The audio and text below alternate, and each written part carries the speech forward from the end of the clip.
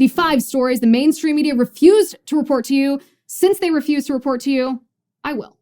Okay, story number 1. This is a good one. This is a really good one. President Obama, former President Obama, laughed about the idea that critical race theory is a threat to our country.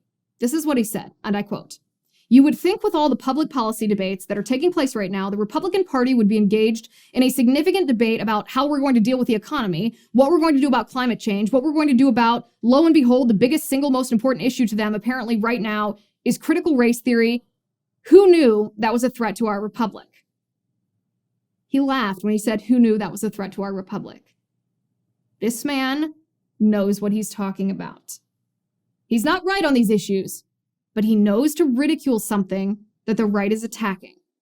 Remember the video of Barack Obama when he was at Harvard Law School praising a man named Derek Bell. Who is Derek Bell, you might ask? Derek Bell is known as the godfather of critical race theory. Obama knows what critical race theory is. He's only laughing because Republicans and conservatives all across the country, thinking people of every party, have gotten together to reject the racism and Marxism that is critical race theory. But did the mainstream media tell you about this? No, they did not. And by the way, I promised that I would give you action items for what you can do to fight against radical leftist assaults. Here's one for you.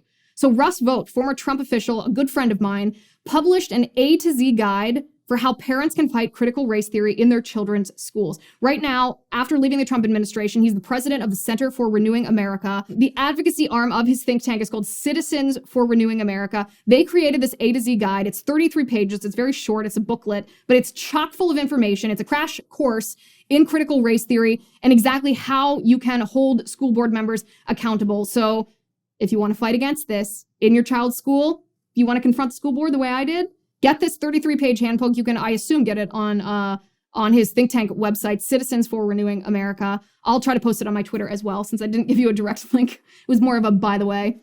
Okay, story number 2. This is a really sad story. It's super tragic, very heartrending. A 10-year-old boy, 10 years old, a 10-year-old black boy named Justin Wallace was killed by gunfire in Queens. But AOC and the Black Lives Matter movement were completely silent about this.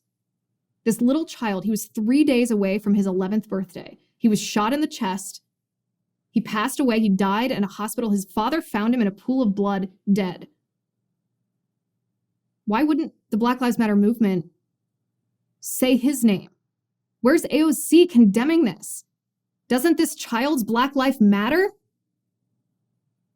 Well, that's the thing. Because this child was shot by another black man. It doesn't fall into the narrative of the Black Lives Matter movement, which only claims that black lives are taken by white police officers. When it's a black man shooting a black child, the Black Lives Matter movement and AOC are silent. That black child's life doesn't matter to them. So please join me in saying his name, Justin Wallace, a 10-year-old boy killed by gunfire 3 days before his 11th birthday. Did the mainstream media report on this story? No, they didn't. Okay, story number 3. This one kind of makes me laugh, kind of makes me cringe. In Joe Biden's budget, he doesn't use the word mother. He calls us birthing people. Birthing people. Okay, when I was in grammar school, I was taught when you're writing an essay, if you have 2, 3, 4 words, anytime you have a phrase or a sentence that can be condensed into a precise word, that is how to be a good writer. I highly recommend that the morons who wrote Biden's budget condense birthing people into a more precise word. That word would be woman. Okay, joking aside, this is not only silly, of course it is silly, it's misogynistic. They are literally trying to erase womanhood. They claim to be advocates of women's rights. No, they're not. They're trying to erase womanhood. Biden's budget would allocate over $200 million in funding to help end the high rate of maternal mortality and race-based disparities in outcomes among birthing people. That's the quote in his budget, okay? Also included in Biden's budget, an additional $200 million to implement implicit bias training for healthcare providers. If you care about birthing people, Mr. Biden, why wouldn't you give that additional $2 million Instead of implicit bias training, why don't you give it for healthcare to the mothers who need it?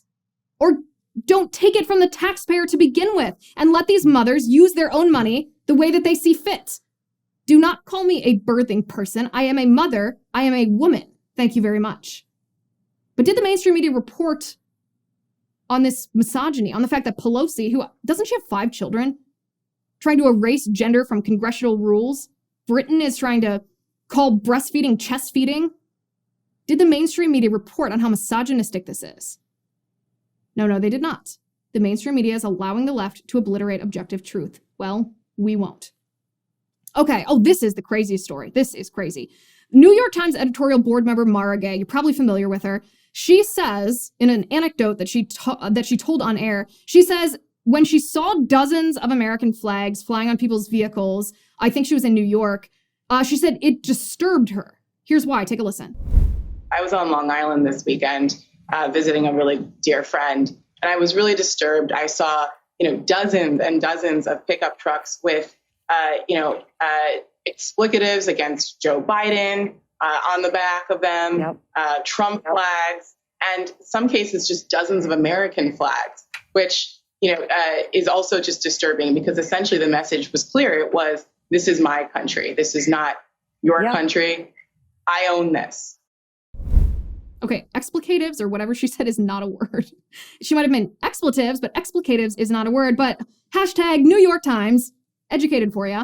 Okay, so here's my question for Mara Gay. What exactly is disturbing about the American flag?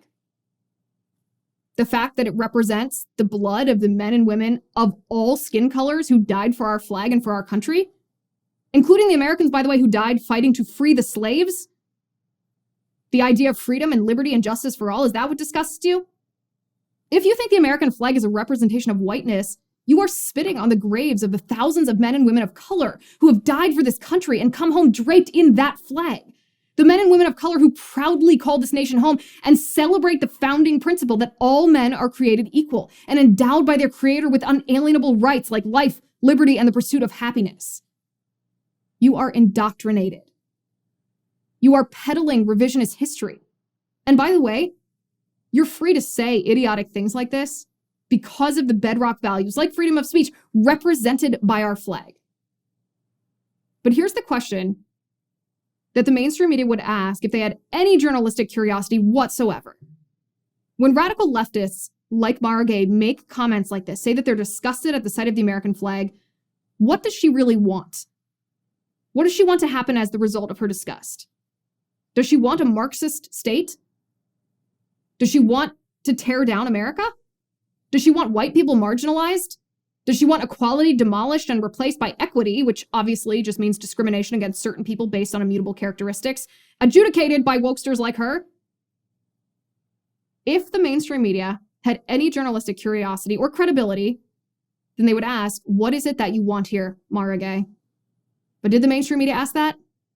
No, they did not. Okay, story number 5. This is a funny one, kind of. Burger King is trying to troll Chick-fil-A in order to garner more business. They have a new campaign where they say that they will donate to an LGBTQ group for every chicken sandwich that they sell, even on Sundays they sell. They're obviously trying to tweak Chick-fil-A for being closed on Sundays because Chick-fil-A is a Christian organization and they're closed on the Lord's Day. Here's what I will say to this. First of all, this is probably going to help Chick-fil-A tremendously when Christians who don't like being mocked for being Christian refuse to eat at Burger King, who is mocking them for being Christian, and go to Chick-fil-A instead. That's what I would encourage you to do. But why is Burger King insulting a huge part of their customer base? Do they not want Christians? The vast majority of people in our country identify as Christians. Do they not want Christians to eat at their restaurant? I mean, I wouldn't anyway because fast food is gross, but that's neither here nor there. But why are they insulting a huge part of their customer base? Isn't this the opposite of what they claim they're doing by claiming to be tolerant of LGBTQ people? What, are they not tolerant of Christians? Are they trying to discriminate against Christians now? But did you hear this story on the mainstream media? Well, if you did, you only heard it because the mainstream media was praising it. You didn't hear any advocacy on behalf of Christians being mocked.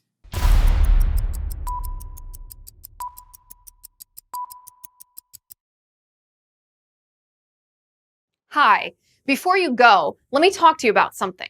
As you know, I've been censored on Facebook and YouTube, so I partnered with locals to create a censorship-free community. I also just launched my show, and I have a lot of exciting new things coming up that I want to make sure I can share with you and get your input on. I'm going to be sharing behind-the-scenes looks of my set and my show prep, and I get a lot of questions about my hair and makeup routines, my research process, and so much more. So I'll give you sneak peeks of all of that.